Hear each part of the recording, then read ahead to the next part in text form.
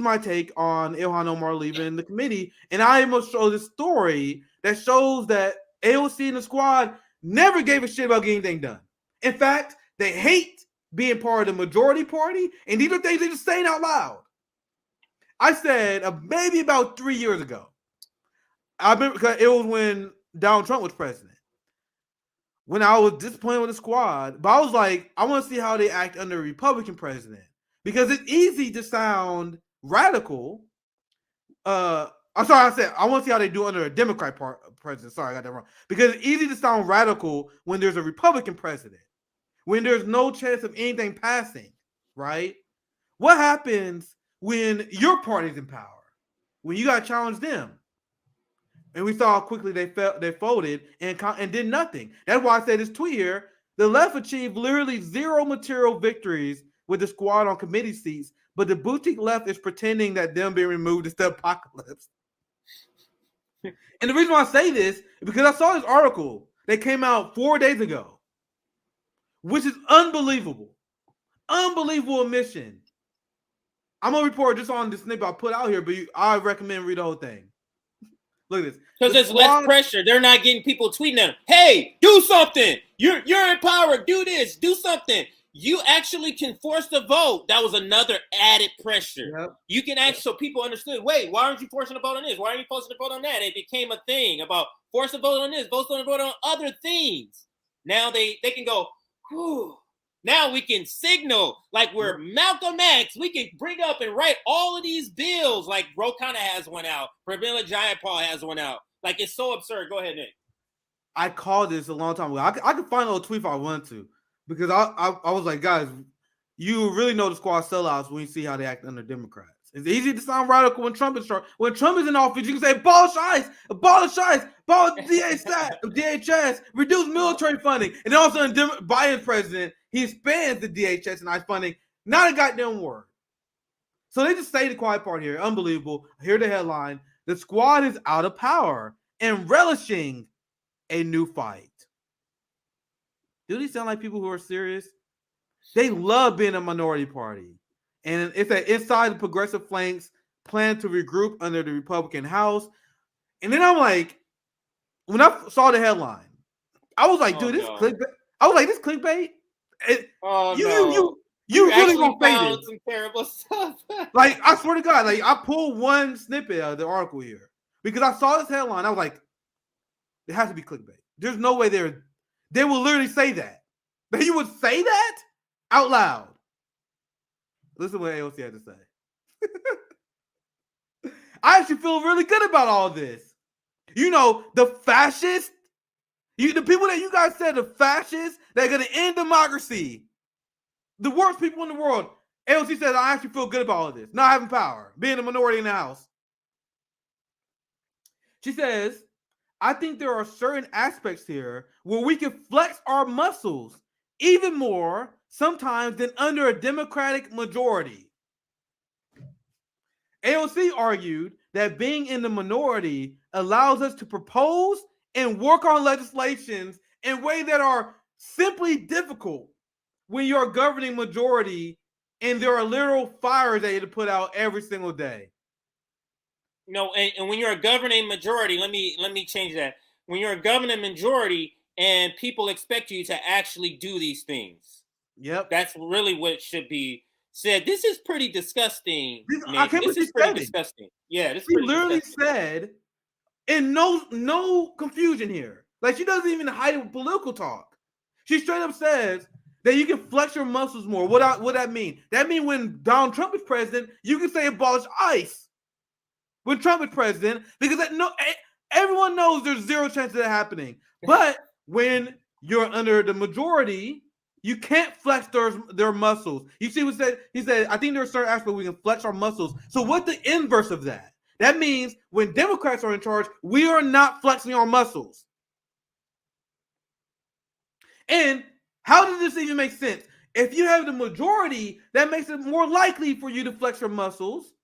But they don't do that because they know with the Democratic majority, they have an unbelievable amount of power because they are the breadwinners for the Democratic Party. They are the deciding vote, which is why the Republican holdouts got things like a decreased military budget, term limits, the ability to recall the speaker, because they had a ton of power that the AOC and the squad do not want, guys.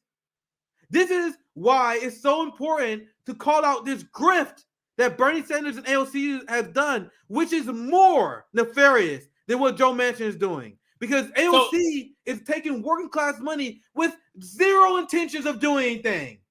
She just wants to be in the minority. She wanted the Republican in charge. Hell, even the Republican president, so she can virtue signal shit. Right. And then leftists and workers are tricked by that, so they send her more money. This is as disgusting as it gets in politics. She wants to go back to a golden age because this last few years have been literally. Haven't we said this many times in many streams, at least 15 streams? Like this is literally like the worst 24 months of the existence of the Democratic strategy of inside game strategy. This has been the worst. And now it's like, oh, all this pressure is off because people aren't expecting things. Now think about that.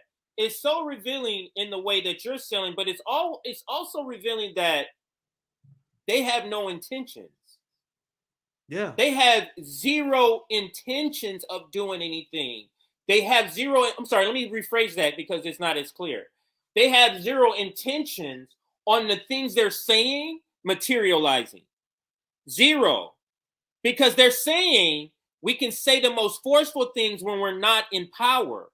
Because we're obedient, we're not going to say those things when we actually have the reins of power. We can put pressure on people because it's about our career. It's not about the people. It's not about actually, this is what I'm saying.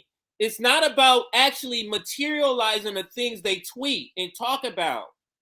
It's just about virtue signaling. That's what the job of being a careerist politician is. Absolutely. You have to be able to virtue signal the carrot. You have to be able to draw the carrot. You can't let the person get close to the carrot. Then they're going to be like, nigga, why aren't you putting the carrot in your mouth, nigga? What's the fuck is going on here? That's what happened this last few months under this last couple of years, Nick, with the Joe Biden. People are like, no, we see now that you're full of shit. Absolutely. We see now you're full of shit. And it's easier to cover that up under a Republican administration, especially under the House. Go ahead, Nick. The way you said that she's looking back towards the golden days, so on point. Because she remember during the Trump era when she tricked a lot of people like me, a lot of people like Glenn talks about it all the time. Because it's easy to sound radical with no pressure there. Let me read this again because it's so ridiculous. So I literally need to finish reading the rest of the article, CJ, because I read this part. I literally had to take a break. I was done with. I was like, dude, I cannot believe she said that. It literally ruined my concentration. I literally stopped reading the article at this point because I was shocked. Like, I can't believe she said this shit. Then I posted on Twitter, and I never got back to the rest of the article. So I'm gonna read the rest of the damn article today and see if there are any other gems. But look at this. I'll read it one more time because there's one more point I want to make before I bounce out. I actually feel good about all this regarding a Republican House majority. I think there are certain aspects here where we can flex our muscles even more sometimes than under a Democratic majority. She argued that being a minority allows us to propose and work on legislation in ways that are just simply difficult when you're a governing majority and there are literally fires that you have to put out every single day. And I can spend another 15, 20 minutes alone analyzing what the fuck that means. This Glenn mocking the idea, right? So not only interpretation of what this means, it's her saying the quiet part out loud again, where she's like, we would focus on these legislation goals, but we worry about putting out fires. What does that mean? That means I am too worried about doing PR for Joe Biden and the Democratic Party to worry about focusing on policy. Am I the only one who read it that way? When she says that it's difficult when you're in the governing majority and there are literally fires that you're putting out every single day. Why are you putting out fires for the Democratic Party?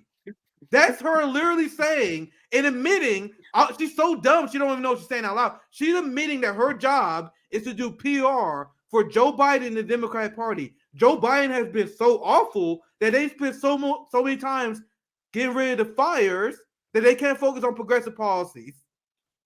What did we say about the squad on RBN? We said they are a waste of time because they take our money to become PR agents of the Democratic Party. That is what I told Marianne Williamson that to her face, which is why I said this is a failed strategy because with Bernie, her hero, well, all they do is be PR agents of the Democratic Party. And AOC in this interview, non-prompted, just admits it.